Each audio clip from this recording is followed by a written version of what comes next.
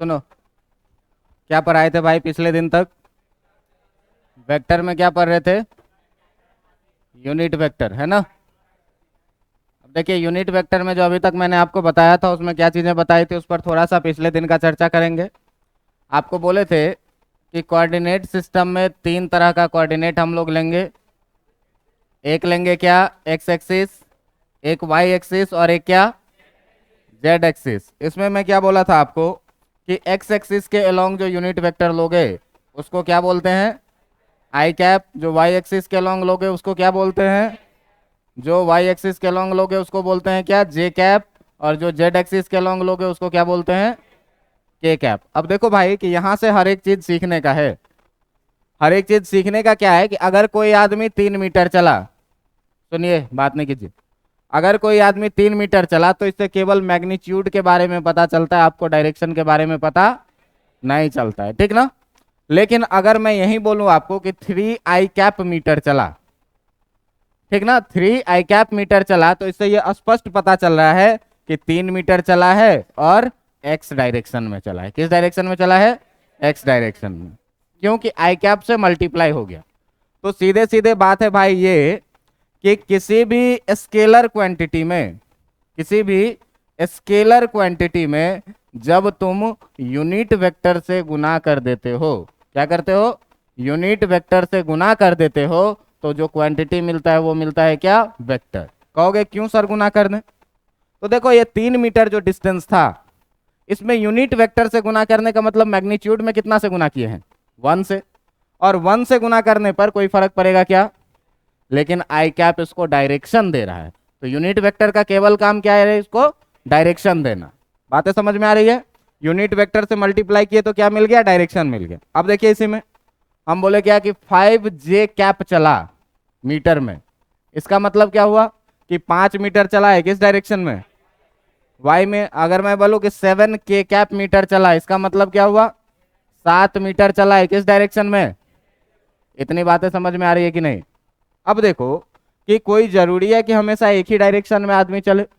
मैं कहूं कि मैं पहले चला एक्स डायरेक्शन में 3 मीटर, फिर चला वाई डायरेक्शन में 4 मीटर, ऐसे भी तो चल सकते हैं। तो जब ऐसे चला जाएगा आदमी, तो देखो इसको कैसे लिखा जाता है, इस चीज पर जरा सा ध्यान देना कि देखो, ये है तुम्हारा मान लो वाई एक्सिस और ये है तुम्हारा एक्स एक्सिस। हम बस दो ही पॉइंट का बात कर रहे हैं अभी, तीसरा जेड एक्सिस नहीं लिए। अब इसमें कोई बोला क्या कि एक आदमी, कह रहा है क्या कि एक आदमी है जो पहले 3 मीटर एक्स डायरेक्शन में चलता है। किस डायरेक्शन में चलता है? एक्स डायरेक्शन में चलता है। और एक्स डायरेक्शन में चलने के बाद, एक्स डायरेक्शन में चलता है, उसके बाद वह क्या करता है? उसके बाद वह 4 मीटर चलता है वाई डायरेक्शन में। इसके बाद वह क्या चलता है? 4 मीटर वाई डायरेक्शन में चलता है। तो 4 मीटर वाई डायरेक्शन में चलता है, इसका मतलब क्या हुआ? देखो, पहले चला 3 मीटर कहाँ? एक्स डायरेक्शन में। तो मान लो शुरू में आदमी था कहाँ पर? ओरिजिन पर। और ओरिजिन से आदमी चला तो पहला 3 मीटर चला कहाँ पर? एक्स डायरेक्शन में। ये कितना? 3 मीटर। मान लो ओ से पहुंच गया कहाँ पे? बी पे, ठीक है। अब यहां के बाद क्या कह रहा है कि वाई डायरेक्शन में ये कितना चला है? 4 मीटर। तो अब अगर तुमको कहे कि मान लो यहाँ पी पर पहुंच गया, 4 मीटर चलने के बाद ये कहाँ पहुंच गया? पी पर। तो कोई आदमी तुमसे पूछे कि जहां पर ये पहले था वहां से ये वेक्टर में कितना दूर में है, ठीक ना? कोई आदमी पूछे आपसे कि वेक्टर में कितना दूर में है, तो आप कहिएगा 5, क्योंकि सर 90 डिग्री पे दिख रहा है और हाइपोटेन्यूज हम निकाल लेंगे। लेकिन वो वेक्टर में आप नहीं कह रहे हैं, केवल आप मैग्नीट्यूड कह रहे हैं इसका। अगर डायरेक्शन भी कहना हो तो देखो कैसे चलेंगे। ये ओपी वेक्टर को हम ऐसे लिख सकते हैं, इक्वल टू, क्या कह रहा है कि 3 मीटर चला किस डायरेक्शन में? तो 3 मीटर चला एक्स डायरेक्शन में चला, तो ठीक है, प्लस 4 मीटर चला और वाई डायरेक्शन में चला, तो 4 मीटर चला और वाई डायरेक्शन में चला, तो इसको हम वेक्टर में ऐसे लिखेंगे, ठीक है। अब वेक्टर में जब ऐसे लिखेंगे तो इसके बाद देखो कि एक टर्म आता है क्या तुम्हारा? एक टर्म आता है तुम्हारा क्या? स्थिति सदिश। क्या आता है? स्थिति सदिश। अब देखो कि ये स्थिति सदिश क्या होता है। इस स्थिति सदिश को हम हमेशा स्थिति सदिश नहीं बोलेंगे, आप भी याद रखेंगे क्या इसको? Position vector. क्या याद रखेंगे? Position vector. तो कोई एक बिंदु P जिसका नियतांक मान लो कि XYZ है, ठीक है। क्या है कि कोई बिंदु, अलग अलग क्यों लिखे हैं कोई, तो आप ही जानिएगा सर। देखो क्या बोले कि कोई बिंदु P, कोई बिंदु P जिसका नियतांक क्या कह रहा है कि जिसका नियतांक XYZ है। देखना हर एक बात सीखना, जिसका नियतांक XYZ है तो मूल बिंदु से, मूल बिंदु से बिंदु P को मिलाने वाला सदिश, बिंदु P को मिलाने वाला सदिश, बिंदु P को मिलाने वाला सदिश को ही हम लोग क्या कहते हैं? पोजीशन वेक्टर कहते हैं, ठीक ना। वाला सदिश ही क्या कहलाता है? पोजीशन वेक्टर कहलाता है।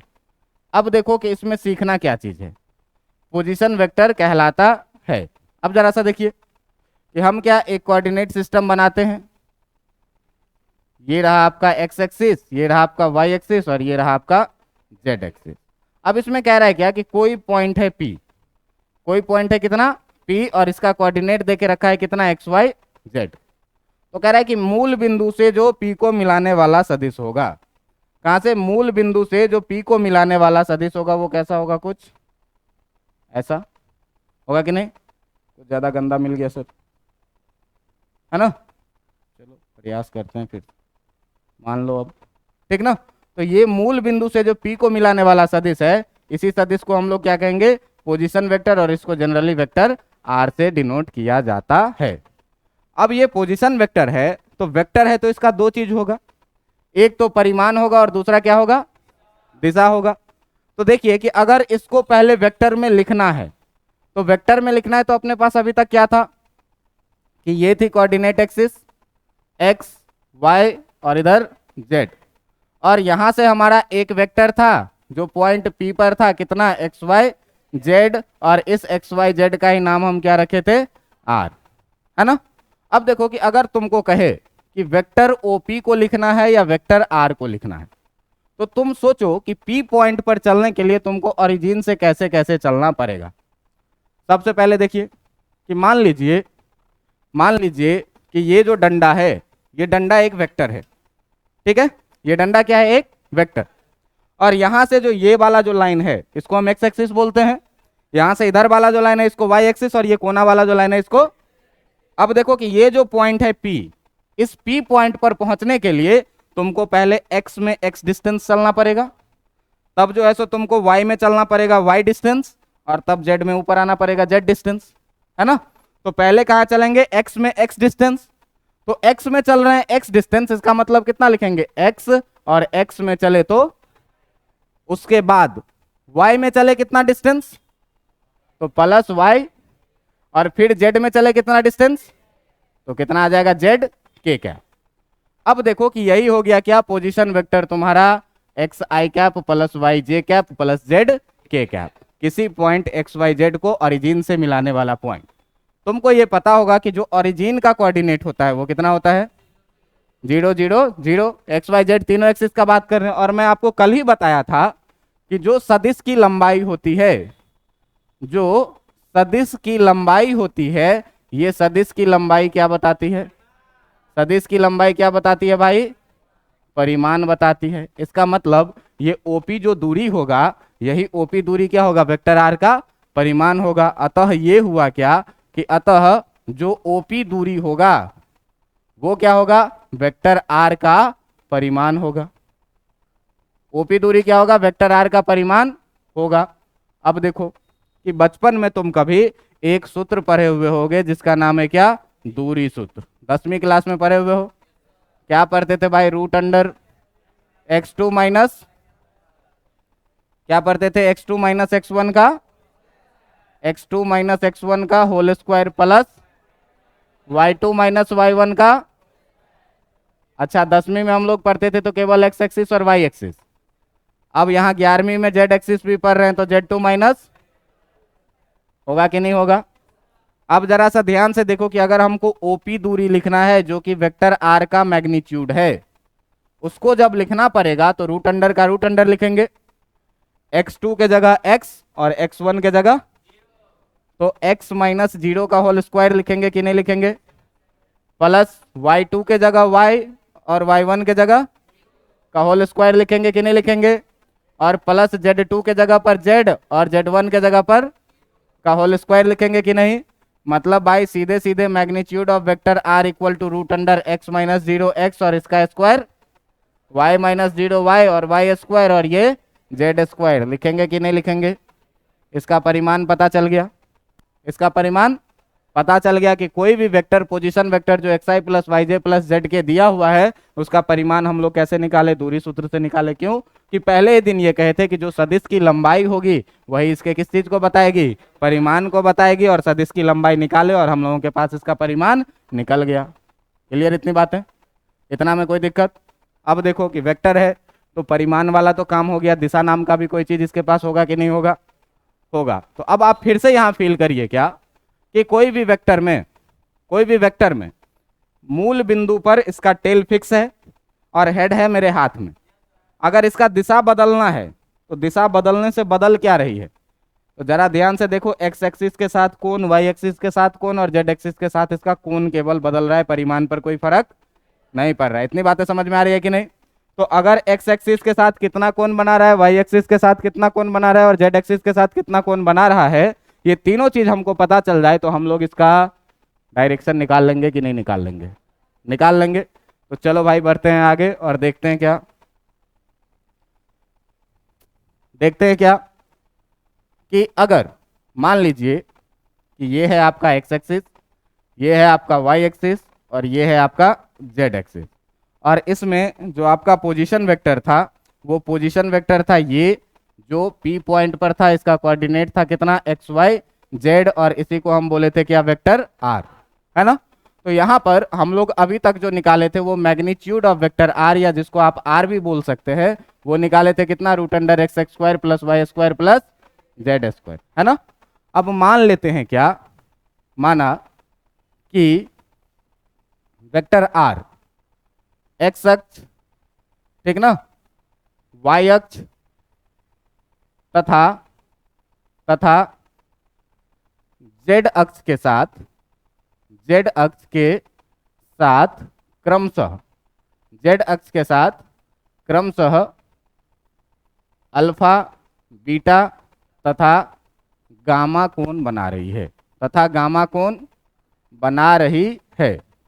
अब देखो इसका मतलब क्या हुआ भाई, तो मान लिए क्या कि एक्स अक्ष के साथ जो ये कोण बन रहा है ये कितना कोण है, अल्फा, ठीक है। जो वाई अक्ष के साथ जो कोण बनेगा ये कोण, इसको मान लेते हैं कितना, बीटा, और ये जेड अक्ष के साथ जो कोण बनाएगी इसको क्या मान लेते हैं। इतनी बातें समझ में आ रही है कि नहीं? तो एक बात बताओ भाई कि अगर हम यहां से लंब डालें, यहां से लंब डालें, तो जो यहां से यहां तक की दूरी होगी वो कितनी होगी, और ये कितना, इसका नाम मान लो ये O था, इसका नाम मान लो कुछ भी M, ठीक है, इसका नाम मान लो कुछ भी M। अब तुम देखो कि इन ट्रायंगल OPM, OPM वाले त्रिभुज में अगर तुम लिखोगे कॉस अल्फा, तो कॉस थीटा क्या होता है, आधार बटा, तो आधार कितना है बेटा OM, और कर्ण कितना है, और इसी OP को तो हम लोग वेक्टर R लिखे हुए हैं, है ना। तो देखिए OM का वैल्यू आ गया कितना, और OP का वैल्यू है कितना, X x square plus Y square plus, तो बताइए कि आप कॉस अल्फा इक्वल टू हम लोग x upon root under x x square plus Y square plus Z square लिख सकते हैं कि नहीं लिख सकते हैं। अब देखिए यहाँ से एक्स वाई जेड तीनों चीज़ पता है, तो तीनों चीज़ पता है तो अल्फा पता चलेगा कि नहीं चलेगा। इसी को लिखने का थोड़ा सा एक स्टाइल मार के तरीका होता है, alpha equal to cos inverse X upon root under x x square plus Y square plus Z square. जिन लोगों को ये समझ में नहीं आया, देखो तुम लोग ये पढ़े हुए होगे क्या कि साइन 30 डिग्री बराबर कितना होता है, 1/2। इसी को लिखने का एक अलग तरीका भी है कि साइन इनवर्स 1/2 बराबर कितना होगा, बस ऐसे ही लिख दिया, यहाँ अल्फा निकल गया, ठीक है। अब देखिए इसी में अगर आप P से Y अक्ष पर लंब डालिएगा और इस पॉइंट को बोल देते हैं N, तो इसमें बीटा वाला कोण देखो, अगर इसमें तुम कॉस बीटा लिखोगे तो कॉस बीटा में देखो यहां से यहां तक Y डिस्टेंस चले हैं तब पहुंचे हैं, है कि नहीं। तो कॉस बीटा में फिर से लिखोगे आधार बटा कर्ण, है ना, तुमको पता होगा थीटा के सामने वाला लंब होता है और जो बच जाता है वो आधार होता है। तो आधार कौन सा हुआ ON और कर्ण कौन सा हुआ OP। तो भाई साहब अगले केस में जब आप कॉस बीटा लिखेंगे, जब आप कॉस बीटा लिखेंगे तो आधार है कितना, देखो आधार है कितना तुम्हारा ON, है ना, और ये है क्या OP। तो इसको ON बाई OP लिखेंगे कि नहीं लिखेंगे, लिखेंगे कितना ON बाई OP। अब देखो कि इस कॉस बीटा में, इस कॉस बीटा में जो ON के जगह पर है वो कितना है और OP के जगह पर कितना है, X square plus Y square plus, ये कॉस बीटा निकल गया, एक्स वाई जेड पता है तो बीटा का वैल्यू निकल जाएगा कि नहीं। अगर यहीं से थोड़ा सा अच्छे से लिखेंगे तो यहीं से अगर थोड़ा अच्छे से लिखेंगे तो थोड़ा सा अच्छे से लिखेंगे तो लिखेंगे क्या कि beta equal to cos inverse Y upon root under X square plus Y square plus, बात समझ में आ रही है। अब देखो एक्स एक्सिस के साथ कोण लिए थे एक्स अपॉन इतना, वाई एक्सिस के साथ कोण लिए तो, इसी तरीके से अगर भाई साहब कॉस गामा लिखेंगे तो cos gamma Z upon root under X square plus Y square plus Z square आएगा कि नहीं आएगा, आएगा। तो यहाँ से gamma equal to cos inverse Z upon X square plus Y square plus Z square का रूट आएगा कि नहीं आएगा। इतनी बातें समझ में आई। तो देखो अभी तक जो पढ़े उसमें अगर कोई भी वेक्टर आर है, ठीक ना, अगर कोई भी वेक्टर आर है और इस आर के बारे में कह रहा है कि ये x i plus y j plus z के है, ठीक ना, जेड के है, तो इसके बारे में हम लोग क्या पढ़े कि मैग्नीट्यूड ऑफ वेक्टर आर जो निकालोगे वो कितना आएगा, root under X square plus Y square plus Z square. Cos alpha अगर तुम निकालोगे जो एक्स एक्सिस के साथ बना हुआ एंगल है तो X upon magnitude of vector R, है ना, X upon magnitude of vector R. अगर तुम कॉस बीटा निकालोगे तो Y upon magnitude of vector R, और अगर तुम कॉस गामा निकालोगे तो Z upon magnitude of vector R आएगा कि नहीं आएगा। ठीक है, इतना में कोई दिक्कत, इतना में कोई दिक्कत आपके पास नहीं होगा। अब देखिए कि यहाँ हम लोग कॉस अल्फा कॉस बीटा और कॉस गामा निकाल लिए। आपको 12th में मैथ्स में भी क्या करना है, वेक्टर पढ़ना है, और वेक्टर में वहाँ आपको डायरेक्शन कोसाइन नाम का कोई चीज़ पढ़ना है। तो वो डायरेक्शन कोसाइन यहीं का ये कॉस अल्फा कॉस बीटा और कॉस गामा होता है। और करीब करीब हर साल आपके मैथ्स के ऑब्जेक्टिव पेपर में 1 नंबर का क्वेश्चन ये पूछता है कि कॉस स्क्वायर अल्फा को m बोला जाता है मैथ्स में, कॉस स्क्वायर अल्फा को नहीं, खाली कॉस अल्फा को, ठीक ना। सुनो, कॉस अल्फा को बोला जाता है L, ठीक ना, कॉस बीटा को बोला जाता है M, और कॉस गामा को बोला जाता है क्या, N। और आपसे पूछेगा क्या कि L square plus M square plus N square का वैल्यू होता है कितना, 1। और ये आपको याद रखना है, पूछ देगा कि L square plus M square plus N square बराबर होता है, 4 ऑप्शन दे देगा, आपको 1 टिक करके आना है, कहिएगा सर इसका प्रूफ क्या है। तो प्रूफ है तो देखो L square plus M square plus N square है, इसका मतलब कितना, cos square alpha plus cos square beta plus cos square gamma, है ना। अब देखो कॉस स्क्वायर अल्फा का मतलब, कॉस अल्फा तो हम लोग जानते हैं X upon root under X square plus Y square plus Z square, और इसका कितना प्लस बीटा कह रहा है, तो बीटा कह रहा है मतलब Y upon root under X square plus Y square plus Z square, और इसका कितना, और प्लस कॉस गामा कह रहा है, इसका मतलब कितना, Z upon root under X square plus Y square plus Z square, और इसका कितना, देखो जब इसका स्क्वायर करोगे तो एक्स का स्क्वायर हो जाएगा और नीचे स्क्वायर से रूट हट जाएगा, तो कितना हो जाना है, X square plus Y square plus Y square, और नीचे से रूट हट जाएगा कितना, X square plus Y square plus, और इधर भी कितना हो जाएगा, जेड स्क्वायर, और नीचे से रूट हट जाएगा कितना, X square plus Y square plus. देखो भाई अगर सबका एलसीएम ले लोगे तो सबका एलसीएम ले लोगे तो कितना आ जाएगा, X square plus Y square plus, अब ऊपर में कितना आ जाएगा, भिन्न जोड़ तो आता होगा। अब देखो X square plus Y square plus Z square से पूरा का पूरा रिजल्ट कितना आया, फाइनली क्या हुआ, L square plus M square plus N square equal to, ये चीज आपको पता होना चाहिए। समझ में आई बात कि नहीं आई? तो यहाँ पर तीन रिजल्ट क्या पढ़े, तीन रिजल्ट में क्या पढ़े, तीन रिजल्ट में क्या पढ़े कि मैग्नीट्यूड ऑफ वेक्टर आर हमेशा ही याद रखना है कितना, X x square plus Y square plus, दूसरा चीज एल जिसको हम लोग बोलते हैं क्या, कॉस अल्फा, ये कितना, X upon root under x x square plus Y square plus, तीसरा क्या जाने एम जिसको क्या बोलते हैं, कॉस बीटा, ये कितना होगा, y upon x x square plus Y square plus, और तीसरा क्या जाने एन जिसको क्या बोलते हैं, कॉस, और कॉस गामा कितना होगा, z upon root under x x square plus Y square plus. इतनी बातें समझ में आ गई। और सबसे लास्ट में क्या पढ़े थे कि l square plus M square plus N square भी कितना होगा, इतना में किसी को कोई दिक्कत है तो बताइए, कोई दिक्कत, इतना में कोई दिक्कत नहीं, कोई दिक्कत। बातें देखो, हर एक चीज़ें यहाँ पर तुमको मैथमेटिकली एहसास होगा। हम कुछ नहीं कर रहे हैं बेटा, हम पहले दिन जो तुमको हम इंट्रोडक्शन दिए थे कि किसी भी तीर का जो लंबाई होता है उसी का परिमाण होता है, आज हम लंबाई निकाले और वहीं से सारी चीज़ें हम तुमको एहसास करवा रहे हैं। और घर से थोड़ा सा पढ़ के आना, और ये रिजल्ट इतना हमेशा ही आपको याद रखना है। समझ में आ रही है बात? अब कॉपी पेन निकालिए और सवाल बनाइए, ठीक है? क्वेश्चन है क्या, क्वेश्चन है क्या, क्वेश्चन है कि यदि वेक्टर आर बराबर 3i cap minus 4j cap plus 5k cap plus 5k cap है तो वेक्टर आर का परिमाण तथा दिशा,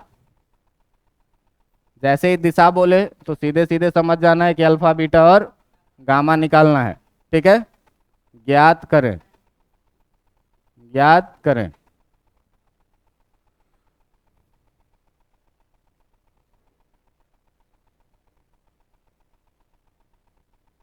इस पर लग रहा है कि कोई पेन वेन से लिख दिया है क्या? चलिए बनाइए इसको। मैग्नीट्यूड 5√2, अल्फा बीटा गामा निकालिए और ये भी प्रूफ करिए कि cos square alpha plus cos square beta plus cos square gamma equal to 1 होगा। ये प्रूफ करना है, प्रूफ दैट।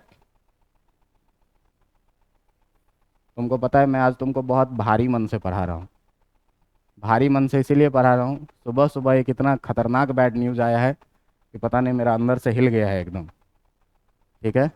एक व्यक्ति थे हमारे बीच, हमारे ही परिवार के बहुत चहेते व्यक्ति थे। हो गया? चलिए देखिए कैसे निकाला जाएगा भाई। Mod r equal to root under x x square plus Y square plus Z square. यहाँ से देखो तुम इसको कंपेयर करो किससे, तो r equal to x i plus y j plus z के से। तो यहाँ से जब तुम कंपेयर करोगे तो देखो एक्स के जगह पर कितना है, वाई के जगह पर कितना है, -4, 4 नहीं कितना, और जेड के जगह पर कितना है, 5। अब जब इसमें आप वैल्यू डालिएगा तो मैग्नीट्यूड ऑफ वेक्टर आर कितना निकल के आएगा बेटा, 3 का स्क्वायर प्लस -4 का स्क्वायर और प्लस 5 का स्क्वायर, ये कितना हो जाना है, रूट अंडर 9 प्लस 16 प्लस 25, 16 9 25, 25 कितना हो जाएगा, 50। इसको तुम 5√2 लिख सकते हो, रूट अंडर 50, ठीक ना? इसको कितना लिख सकते हो, 5√2। जो यूनिट दिया रहेगा उस यूनिट में बात करेंगे। डायरेक्शन निकालना है, तो डायरेक्शन के लिए सीधे सीधे देखिए आपको कॉस अल्फा इक्वल टू कितना बोले हैं, एक्स बाय मॉड आर, है ना? तो एक्स बाय मॉड आर का मतलब 3 और बटे 5√2। कॉस बीटा का जैसे ही बात करोगे तो वाई बाय मॉड आर, ठीक ना? यहाँ से जैसे आओगे ये कितना हो जाएगा, -4/5√2। और जैसे ही बात करोगे किस चीज़ का, कॉस गामा का, तो ये जेड अपॉन मॉड आर का बात किए हैं, और ये कितना निकल के आ जाएगा, 5/5√2। 5 से 5 कैंसिल होगा, कितना आ जाएगा, 1/√2। पता है कॉस का वैल्यू 1/√2 कहीं होता है, 45 पे 1/√2। हाँ, तो यहाँ से गामा इक्वल टू कितना निकल के आ जाएगा, 45 डिग्री, जिसके बारे में नहीं पता चले उसको वैसे ही छोड़ देना है। ठीक है, ज़्यादा से ज़्यादा इन्वर्स में करके लिख लेना है। क्लियर है? कोई दिक्कत? कितने लोग थे जो सवाल बना लिए थे ईमानदारी से? अच्छा ठीक है, ये लोग हाथ नीचे कर लीजिए। कितने लोग हैं ऐसे जिनको सवाल देख के ऐसा लगा था कि हमसे बन जाएगा और नहीं बना? इतने लोगों से लगा था कि बन जाएगा और नहीं बना। तो देखिए, अगर आपको ऐसा लग रहा है कि आपसे क्वेश्चन बन जाएगा तो आपको जो है तो बहुत थोड़ी सी प्रैक्टिस करने की ज़रूरत है और घर पे रिवीजन करने की ज़रूरत है। क्लियर है इतनी बातें? क्लियर है इतनी बातें? अब देखो कि ये था अभी तक क्या कि पोजीशन वेक्टर कैसे लिखा जाएगा, ठीक ना। दूसरी बात क्या कि पोजीशन वेक्टर का मैग्नीट्यूड कैसे निकालेंगे, और तीसरी बात क्या कि पोजीशन वेक्टर का डायरेक्शन कैसे निकाला जाएगा। ठीक है, अब देखो कि इसी में थोड़ा सा हम स्पेशलाइज्ड ये करते हैं कि यदि कोई वेक्टर एक्स वाई और जेड एक्सिस में हो, यदि कोई वेक्टर वाई एक्स और जेड एक्सिस में हो और ये ओरिजिन से नहीं हो, कुछ ऐसा हो वेक्टर, ठीक ना। हाँ ठीक है, ठीक है। अब देखिए कि हवा में है, ये लटक रही और ओरिजिन से स्टार्ट नहीं है। कह रहा है कि ये वेक्टर है ए बी, और ए बी अगर है तो ए का कोऑर्डिनेट तुमको कह दिया कि x1 y1 z1 है, और बी का कोऑर्डिनेट कह दिया तुमको क्या कि x2 y2 z2 है। तो आप बताइए कि इस वेक्टर का मैग्नीट्यूड और डायरेक्शन कैसे निकालेंगे।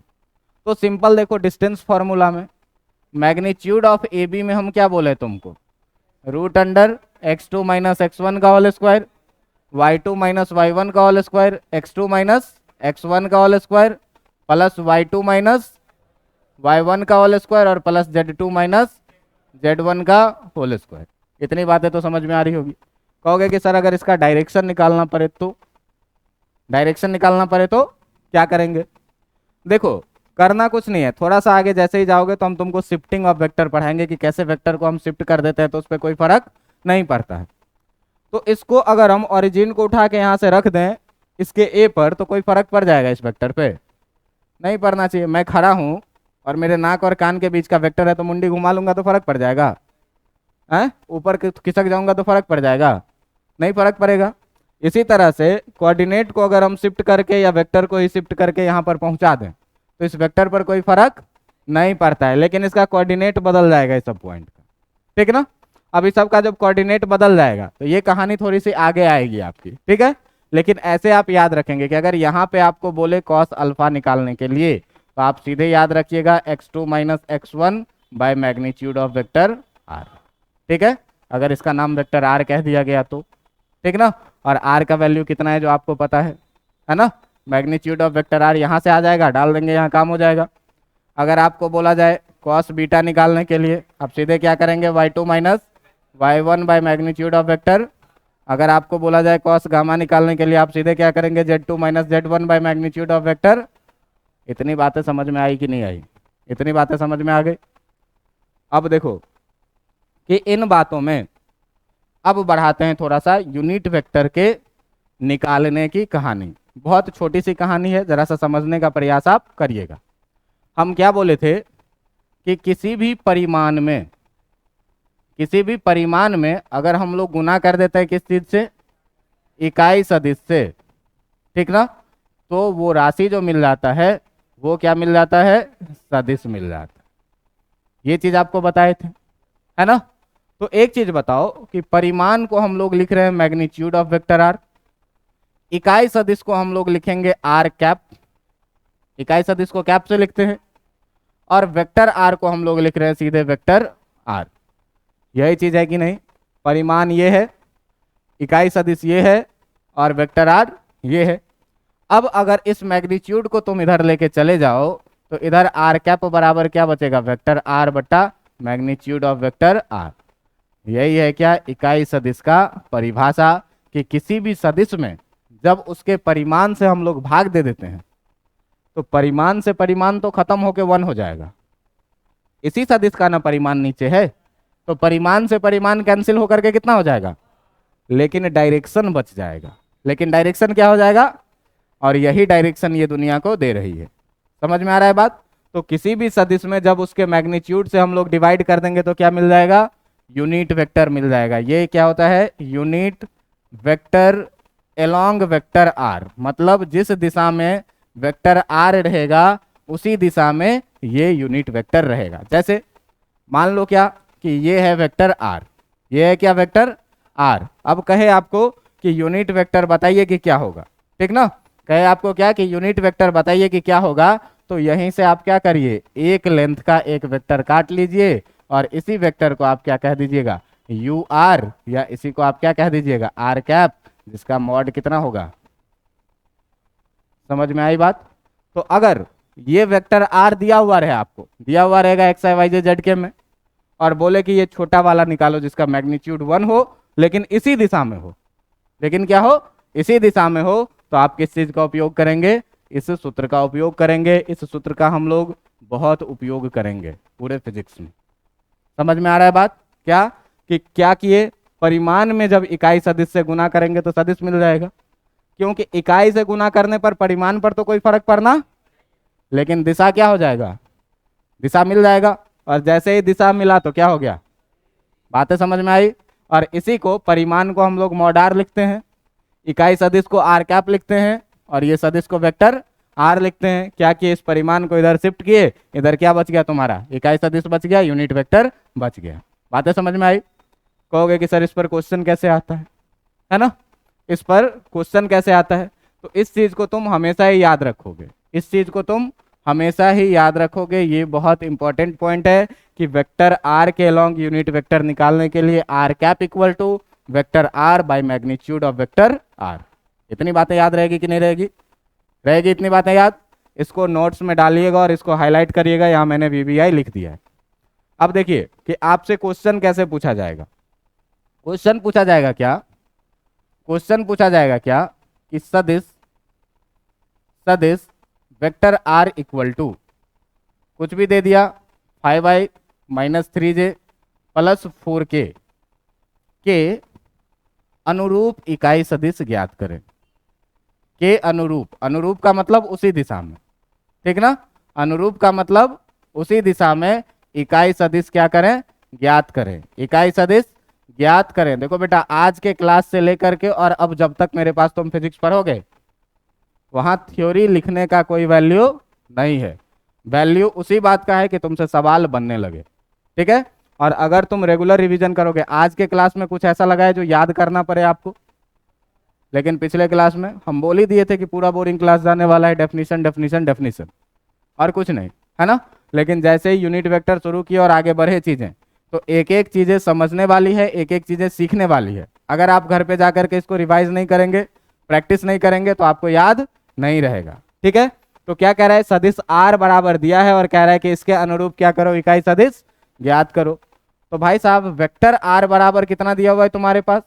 5i minus 3j plus 4k।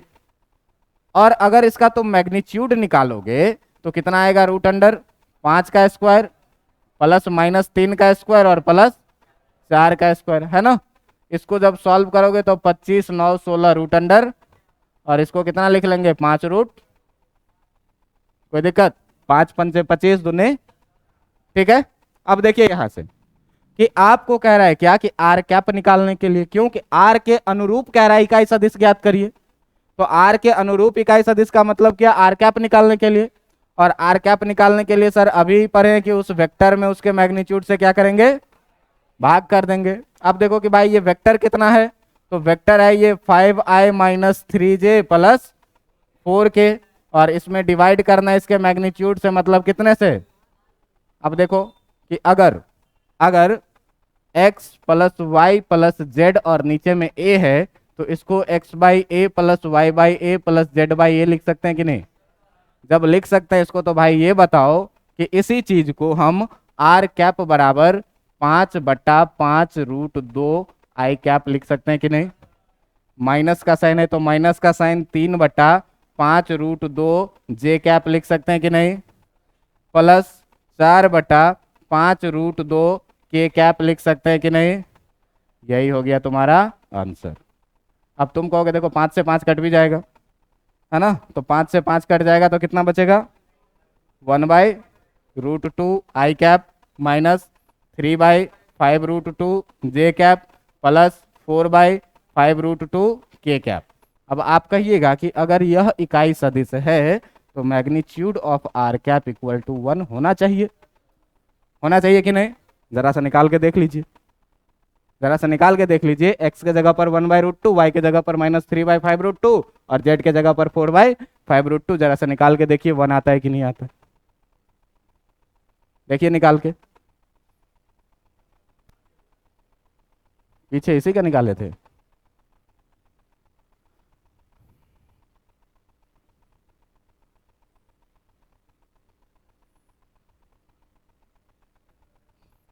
जल्दी जल्दी करो, जल्दी निकाल के देखो, आगे थोड़ा सा कॉन्सेप्ट भी बढ़ाना है।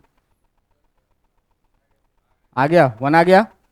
कितने लोगों का आ गया, देखो सीधे हम यहाँ निकाल के दिखाते हैं। देखो क्या लिखेंगे, रूट अंडर कितना, 1/√2 का स्क्वायर यानी 1/2, 3/5√2 का, तो प्लस 3 का स्क्वायर 9 और 5√2 का स्क्वायर, और इधर 4 का 16 और इसका कितना 50। देखो ध्यान से, सबका एलसीएम ले लो तो कितना आ जाएगा, 2 से करोगे 25 बार में तो 25 प्लस 9 प्लस कितना आ गया, √50 कितना हुआ, और √1 बराबर कितना, समझ में आया कि नहीं। तो यूनिट वेक्टर निकला तो इसका परिमाण जो है मॉड r, ये भी कितना आया, 1 आया। अब देखो कि इसी को हम थोड़ा सा जनरलाइज करते हैं इस, हाँ हाँ हाँ, ये सारा रूट में रहेगा ना, √50, ये √1 आया, ये √1 और इसी का वैल्यू कितना, क्लियर। अब देखिए कि इसी में हम क्या करते हैं कि इसको जनरलाइज करते हैं, थोड़ा पीछे वाले नॉलेज से इसको मिला करके आगे बढ़ते हैं। तो देखो कि अगर कोई वेक्टर r बराबर दिया हुआ है xi cap plus yj cap plus zk cap, ये एक टॉपिक है, ध्यान दीजिएगा, सीखने का चीज। ऐसा वेक्टर दिया है तो भाई मैग्नीट्यूड ऑफ वेक्टर r जो लिखोगे वो कितना लिखोगे, √x² प्लस y² प्लस, इतना तो पीछे पढ़े थे। अगर तुमको कॉस अल्फा लिखना पड़े तो x/√x² प्लस y² प्लस, और अगर तुमको कॉस बीटा लिखना पड़े तो भाई साहब y/√x² प्लस y² प्लस, और अगर तुमको कॉस गामा भी लिखना पड़े तो कितना लिखोगे, z/√, इतना तो पीछे पढ़ चुके हैं। अभी एक नया चीज क्या पढ़े कि अगर आपको यूनिट वेक्टर r कैप लिखना है तो आप क्या करेंगे, वेक्टर r में उसके मैग्नीट्यूड से डिवाइड करेंगे। तो जरा सा दे करके देखिएगा, तो यहाँ से जो r कैप निकल के आएगा वो वेक्टर r के जगह पर है कितना, xi plus yj plus zk, और मैग्नीट्यूड r है आपके पास कितना, √x² प्लस y² प्लस। जरा सा इसको अलग अलग करिए तो दोस्त, अलग अलग करिएगा तो x/√x² plus y² plus z² आएगा, साथ में plus y/√x² plus y² plus z² आएगा, साथ में क्या, और plus z/√x² plus y² plus z² आएगा, साथ में क्या, इतना में कोई दिक्कत है, जरा सा ध्यान से देखो तो ये टर्म क्या है कि नहीं। तो इसी को हम unit vector r equal to cos alpha times i cap plus, इसको देखो क्या है, cos beta times j cap और plus cos gamma times k cap लिखेंगे कि नहीं लिखेंगे, समझ में आया कि नहीं आया। ये भी एक इम्पॉर्टेंट रिजल्ट है, इसको भी ध्यान में रखेंगे। सीधे कह देगा क्या कि यदि कोई वेक्टर x एक्सिस के साथ इतना कोण बना रहा है, y एक्सिस के साथ इतना बना रहा है और z एक्सिस के साथ इतना कोण बना रहा है, तो उस वेक्टर के अलोंग यूनिट वेक्टर बताइए कितना होगा, सीधे लगा देंगे, काम हो जाना है। बात समझ में आई कि नहीं आई, बात समझ में आई कि नहीं। अब तुम बताओ कि तुमको जिस दिन हम पहले दिन इंट्रोडक्शन में आए थे और तुमको बोले थे कि बेटा तुमको सवाल बनेगा, तुमको फील आएगा फिजिक्स का, आ रहा है कि नहीं आ रहा है, आ रहा है कि नहीं आ रहा है, मज़ा आ रहा है कि नहीं आ रहा है। ये बोल जाओ कि फिजिक्स फिजिक्स है, हर एक चीज़ लॉजिक से भरा पड़ा है, हर एक चीज़ कॉन्सेप्ट से भरा पड़ा है। बस आपको एक एक चीज़ सीखना है और आपको उसको संरक्षित रखना है, अपने पास स्टोर करके रखना है, और समय आने पर उसका यूज भी करना है। बातें समझ में आ रही है कि नहीं। ये रिजल्ट क्लियर। और इस रिजल्ट को भी हमेशा क्या करना है, याद रखना है। देखो ये फॉर्मूला याद नहीं रखना है, ये इतना बड़ा याद नहीं रखना है, याद क्या रखना है, केवल ये और एक रिजल्ट ये भी। ठीक है, ये इतना बड़ा नहीं याद रखना है, कोई ज़रूरत नहीं है, बस ये याद रहेगा, सारा काम चट हो जाएगा। ठीक है, कोई दिक्कत इसमें नहीं, कोई दिक्कत। चलिए अब इस पर हम एक और बढ़िया क्वेश्चन करवाते हैं और आपके क्लास को आज हम छोड़ते हैं। फिर वेक्टर पे अगले दिन आपको डीपीपी मिल जाएगा, आप लोग घर से बना करके लाइएगा। ठीक है, कह रहा है क्या क्वेश्चन, क्वेश्चन क्या कह रहा है कि यदि एक बल F बराबर चलो कुछ भी है, न्यूटन लिखेंगे बाद में। यदि F बराबर इतना न्यूटन एक सदिश वेक्टर R बराबर 2i minus 3j plus 4k के अनुरूप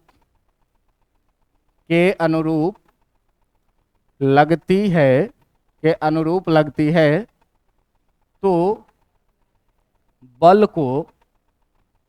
को सदिश रूप में लिखिए।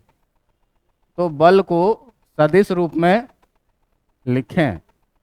और ये बल जो दिया हुआ है तुम्हारा 4 9 16 और 16 9 4 13 और 16 29 3√29 न्यूटन।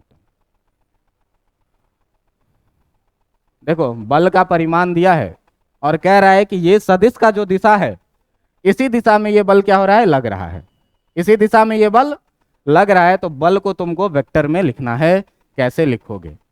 तो देखो कि बल का परिमाण दिया हुआ है, F बराबर कितना दिया हुआ है 3√29 और लग रहा है किसके दिशा में, R के दिशा में। मतलब अगर R का दिशा ये है, इसका मतलब F का भी दिशा क्या है, सेम है। तो हमको यही दिशा चाहिए, तो हम इसमें अगर F को हमको वेक्टर में चाहिए तो ये 3√29 में अगर हम R कैप से मल्टीप्लाई कर देंगे तो कोई फर्क पड़ेगा इसके परिमाण पे। इकाई सदिश से गुना कर देंगे तो इसका परिमाण बदलेगा क्या, नहीं बदलेगा, लेकिन ये फोर्स क्या हो जाएगा, वेक्टर हो जाएगा। अब जरा सा निकाल के देखो भाई, पहले R कैप निकालना है सर। तो R कैप बराबर क्या पढ़े हैं, vector R bye magnitude of vector. अब वेक्टर R कितना है, वेक्टर R है कितना तुम्हारा 2i minus 3j plus 4k और नीचे इसका मैग्नीट्यूड लिखोगे कितना, √2 का स्क्वायर प्लस माइनस 3 का स्क्वायर और प्लस 4 का स्क्वायर। ये हो जाएगा कितना 2i minus 3j plus 4k है ना, और नीचे हो जाएगा 4 9 13 और 16 √29। ये निकल गया क्या, R कैप का वैल्यू यहाँ पर लिखिए जरा सा। तो F इक्वल टू 3√29 और R कैप के जगह पर कितना लिखेंगे 2i minus 3j plus 4k by √29। देखो √29 से √29 3 से गुना कर दो, कितना हो गया 6i माइनस 9j प्लस, कैसा लिखा गया फोर्स, समझ में आया कि नहीं आया। ये सब मैजिक है फिजिक्स का, समझ में आ रहा है बात, जो मैजिक छपरा में नहीं चलता है, समझे। ये सब पटना कोटा का मैजिक है और पढ़ के आइए। ठीक है, हर एक चीज का एक वैल्यू है और हर वैल्यू को समझने का प्रयास करिए। ठीक है।